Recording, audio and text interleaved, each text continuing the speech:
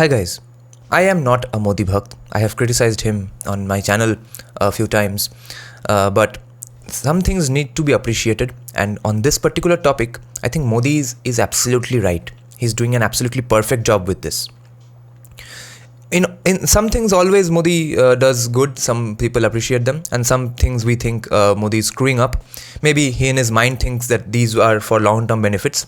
We'll never know them for sure right now.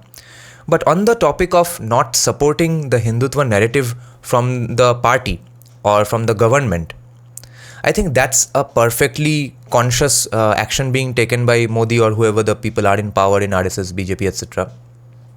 I think they are not RSS, BJP and the government of India, not changing the syllabus as of yet, etc. Those kind of things. I think Modi is absolutely right to do this because these sort of things cannot be top down, cannot be thrust down from the government. Because they know, and we also have to remind ourselves that there are so many people who have no idea what the Hindutva wing is saying. They have no idea of the Indian history. They have no idea of Indian history. They have no idea that the Indian history they have been taught is pure crap. They have no idea that certain subjects are built like a political manifesto. There's no objectivity about them whatsoever. They have no idea the amount of coloniality ingrained in their education system. They have no idea how much church, missionary and Islamic influences are there in their daily life, in their pop culture, in their education system. So in such a situation, if the BJP comes into power and immediately starts enforcing laws and syllabuses that force people to shed off their 50 years, 60 years worth of brainwashing that they've gone through. Maybe a 20, 30-year-old kid who has been raised in a brainwashed country, and their parents and their grandparents who have been brainwashed for 60, 70 years. You expect all these people to change one fine morning because a political party has come to power. It's going to lead to utter ruckus and is not going to gain us anything. Now, this is the main reason I know this he's doing this the right way is because, see, BJP came to power in 2014. I was a far leftist, even economically, until 2018.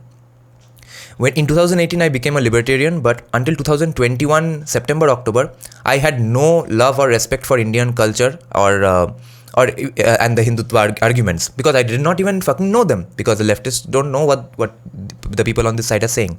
Now, why I got into learning about this is because I read, first of all, Sanjeev Sanyal's book. I read him because I heard him talk about government not having to do everything. That was a kind of a free market stance.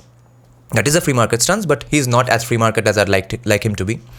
But okay, I gave him a listen because at least he's talking about this. So after reading his book, my mind fucking got blown away. What the fuck? This is Indian history. Holy shit. And after that, I started listening to Jai Sai Deepak. And then, you know what happens to you when you hear Jai Sai Deepak for the first time. Then I read his book. Then I got into listening to all these podcasters. Kushal, Mehra, Sanjay Dikshit, Ajit Bharti, AKTK, all these guys. So many insane YouTubers. And then I got fully engrossed in this narrative. And all of this has happened because all of this is done by civilians from out of their own effort. This is how a free market is supposed to work. And this movement, this narrative that we are building is building ground up. It's happening in everyone's hearts and minds. If Modi had come to power in 2014 and made, let's say, Sanjeev Sanyal's book the official syllabus for a class 6-7 guy, his history syllabus, I would be so vehemently protesting about it. Every leftist would lose their mind. I would lose my mind, and more importantly, I would never read the book because leftists are like that, and I would always hate him for it. And I would always hate the name Sanjeev Sanyal for it being thrust down my throat. Only a few, 2 or 3 leftists would probably read it and then criticize it. Most people would lose their fucking minds about this issue. And that's what Modi is getting absolutely right. This insanely strong narrative war that we are winning and building each and every day is because it's a ground up approach. It's not happening from the government, and it never should happen from the government. We should be building the narrative and then thrusting it and pushing it on the people in Delhi that yeah, this is what we want now. That's how Modi is doing it. He's doing the right thing here.